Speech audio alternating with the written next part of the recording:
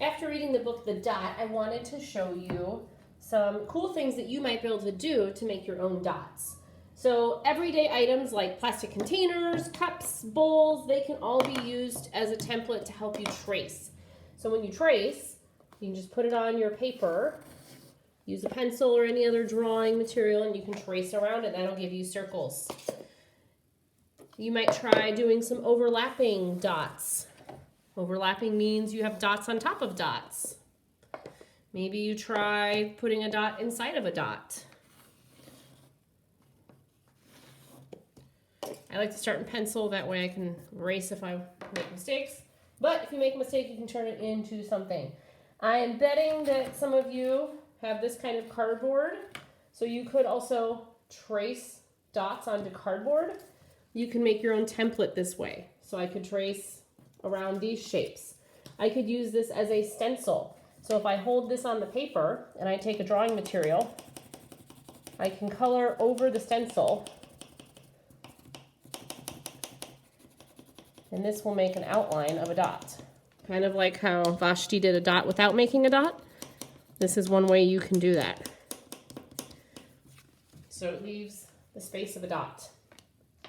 Maybe I actually want to glue these on and do some collage. Some of you might also have catalogs, magazines at home that you can cut things out of. You might even have some fun plastic packaging like this. We can cut that out and add that to our paper. We can try mixing different colors together, different materials.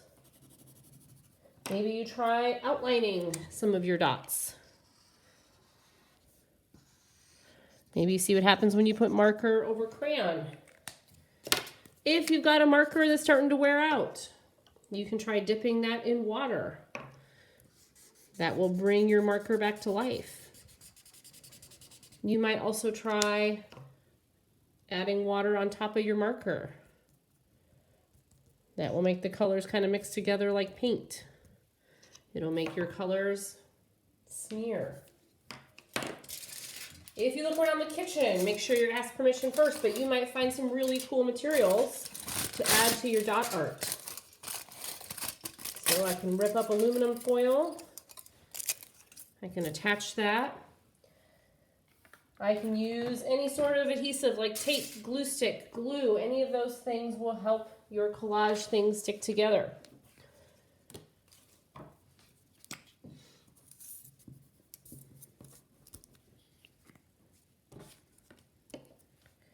Maybe I want to cut up some of this plastic packaging. Oranges come in these kinds of bags, potatoes, avocados. But this stuff is fun. It's just plastic netting. It can be kind of tricky to cut, so you might have to ask for some help with this, especially if your scissors are not quite sharp enough. So maybe I attach that then, and it will make little fuzzies everywhere. So just make sure you clean up your mess when you are done. Sometimes this is hard to stick, so you may have to use a piece of tape to hold that too. Maybe if you're making your own mark, you think about colors you like, shapes you like. Maybe try making some patterns where things repeat.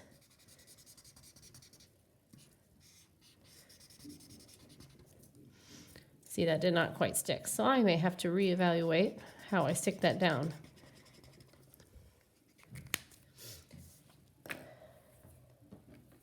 Don't forget, after you make your dot, to sign your name. So I'll sign my name.